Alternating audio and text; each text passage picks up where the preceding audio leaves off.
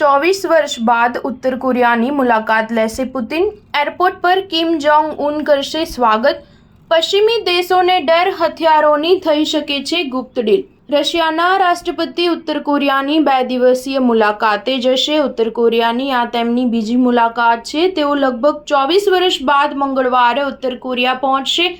પુતિનની ઉત્તર કોરિયાની સંભવિત મુલાકાતની ચર્ચા ઘણા સમયથી ચાલી રહી હતી। આ મુલાકાતની પુષ્ટિ ક્રેમલિન દ્વારા પણ કરવામાં આવી છે।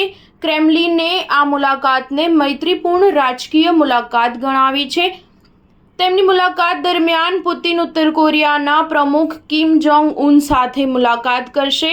પુતિન બુધવારે ઉત્તર કોરિયાથી વિયેતનામની મુલાકાત લઈ શકે છે। રાજધાની પ્યોંગયાંગના સુનાન ઇન્ટરનેશનલ એરપોર્ટ પર કિમ જોંગ ઉન પોતે પુતિનનું સ્વાગત કરશે। આ સાથે તેમની બહેન કિમ યો જોંગ અને પુત્રી કિમ જોએ હાજર રહેવાની આશા છે। ગયા અઠવાડિયે સૂત્રોએ સંકેત આપ્યા હતા કે પુતિનનો આ પ્રવાસ ટૂંક સમયમાં થવાનો છે।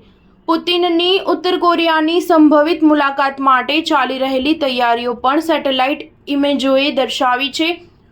પુતિનની મુલાકાતને લઈને એવી અટકળો ચાલી રહી છે કે કિમ જોંગ રશિયા સાથે જરૂરી હથિયારોના બદલામાં આર્થિક સહાય અને ટેકનોલોજી ટ્રાન્સફર સંબંધિત સોદો કરી શકે છે। હકીકતમાં યુક્રેન યુદ્ધમાં રોકાયેલા રહેવા માટે રશિયાને વધુ શસ્ત્રોની જરૂર છે।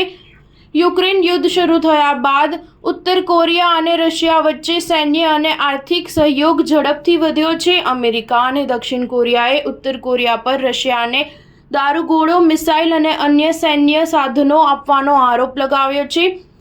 સિયોલની ઈવા યુનિવર્સિટીના પ્રોફેસર લીફ એરિક ઇસલીએ જણાવ્યું હતું કે પુતિનની મુલાકાતને કિમ જોંગ ઉન માટે વિજય તરીકે જોવામાં આવશે।